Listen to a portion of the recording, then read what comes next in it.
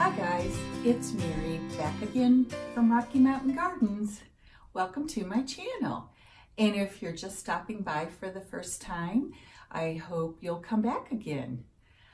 Today we're going to jump right into a project that I just finished, and I have footage to show you the entire process.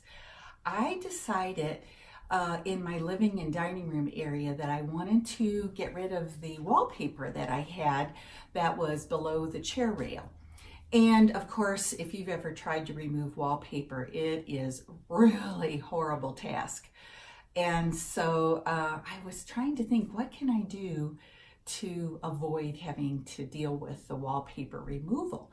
So I would like you to take a look at the picture right here that I'm showing of a wainscoting shot that is from Pinterest. And I thought, I can maybe tackle this and get the job done without removing wallpaper. So what I did is I asked my handyman, and this is something that any of you can do yourselves. I just hired my handyman to do the work because he was available and reasonable, and I am so busy right now, I just didn't have the time to deal with it. So I'm going to show you some pictures throughout this video showing step by step what we did. And the first thing we did, because I had an existing chair rail molding for the top part of the that section of wall. And then, of course, I had some nice baseboards already in existence. So what we did is we took these slats, and these are just lattice slats that are pre-primed, and we got them at, I think it was Lowe's we bought them at, yes, Lowe's. And we just cut them to the length that was needed to put between the chair rail and the baseboard at the bottom. It was very easy, and didn't take long to do it all. And you don't need a fancy saw. You can just use a hand saw to cut the ends to the measurement that you need to fit between your chair rail and your baseboard. And we used these slats to cover all of the seams that were just starting to come up, from the wallpaper, because I had put that wallpaper up. Oh my gosh, I've lived in my house for 20 years now, and I put that wallpaper up. It wasn't too many years after we moved in that I installed it, and so it's been there for quite some time. So these slats were added as a first step.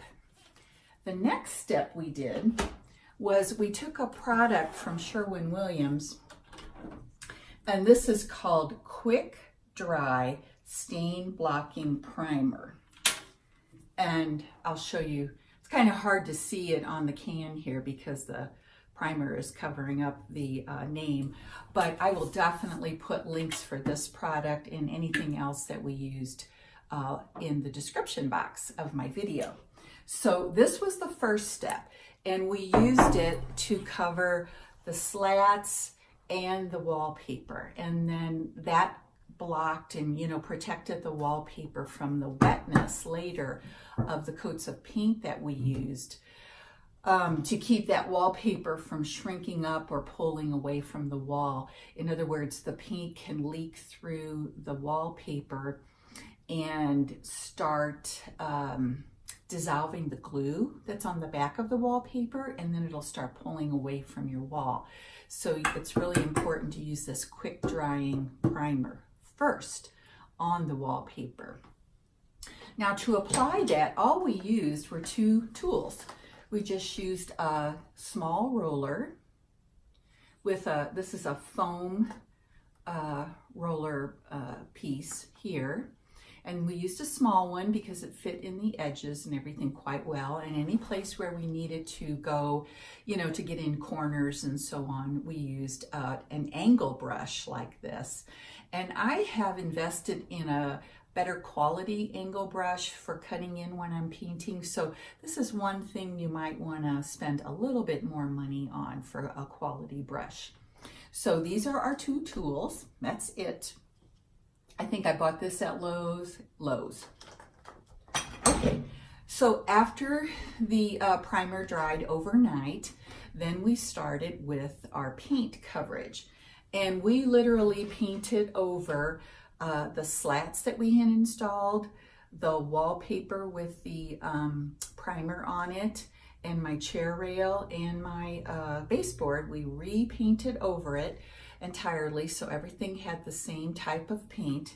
And we used another Sherwin-Williams product. This one is called Pro Classic, and it's an interior acrylic latex paint, semi-gloss, and the color is extra white, which is what I use for all of my trim molding and so on. So I'll put a link for this paint in the description box as well. So this is the quality we used, and I'm telling you, this is the best paint whenever you're painting trim molding or anything with an uneven surface, because it is a self-leveling paint.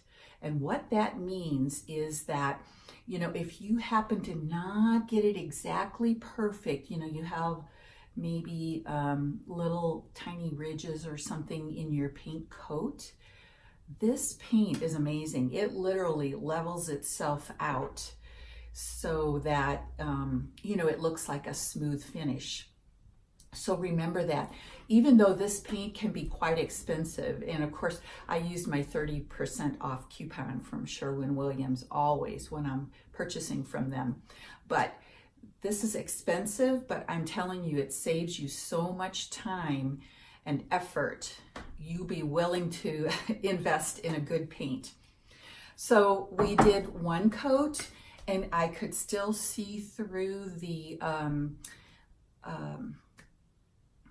first coat. Even with the primer and the first coat, we could still see a shadow of the green wallpaper showing through, and the pattern of the leaves that you'll see here when I show you some video. So that shadow we didn't want, and so we did another coat of this Pro Classic paint, a second coat. So it took 3 coats altogether, 1 coat with the primer and 2 coats of the paint, and now it looks fantastic. And I'm going to share that whole process with you. I have video footage of each stage that I can share with you.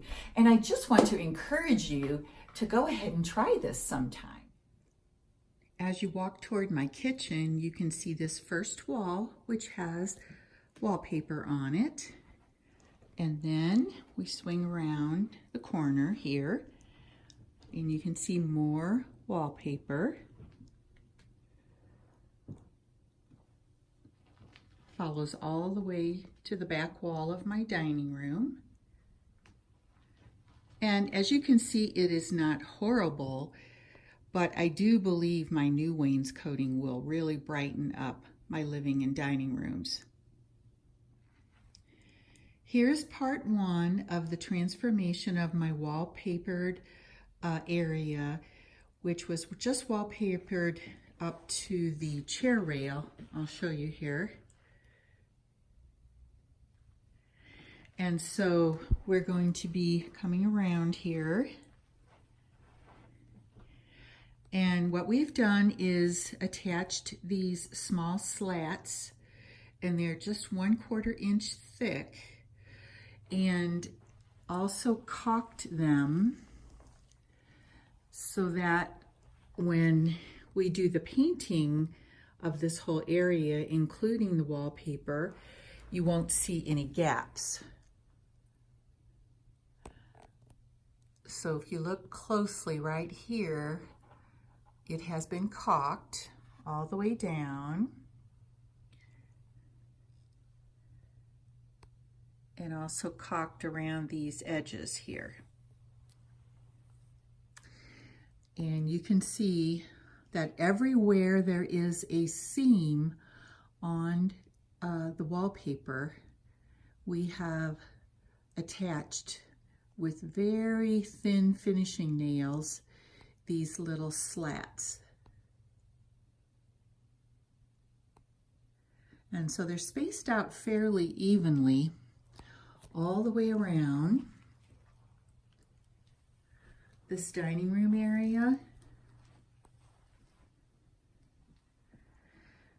all the way around this wall, and behind my hutch here.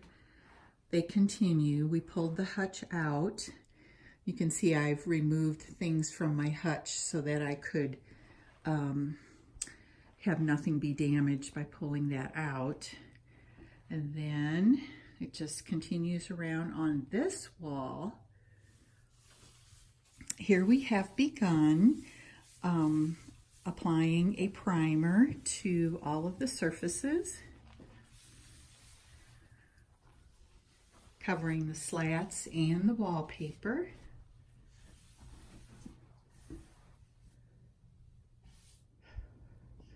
So we have completed step 2 of this painting process. We've done one coat of primer and one coat of paint. However, if you take a look, you can kind of see the green looking through the white paint. It's not completely perfect yet, so we're going to be doing another coat. We also have a little bit of a problem here in the corner with the old wallpaper coming up, so we have to tack that down with some glue and probably use some other product to get that to stay tacked down. Hooray! My wainscoting project is complete. What do you think? Let's take a look over in this direction. You can see my television stand against the new wainscoting. And over here in my dining area, I have a large blank wall now because I decided to move my hutch against the wall across on the other side here. And I think that is going to give me a lot more room in my dining room. It's going to help to make it look more spacious. But you can see the paint has done its job in giving me that look of wainscoting without the hassle of removing all of that wallpaper. Isn't that great?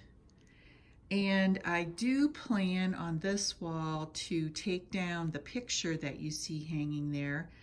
And I believe my choice is going to buy a large mirror to hang above the wainscoting here, and that will give me some reflection and more light in this room. So I'm very excited about that.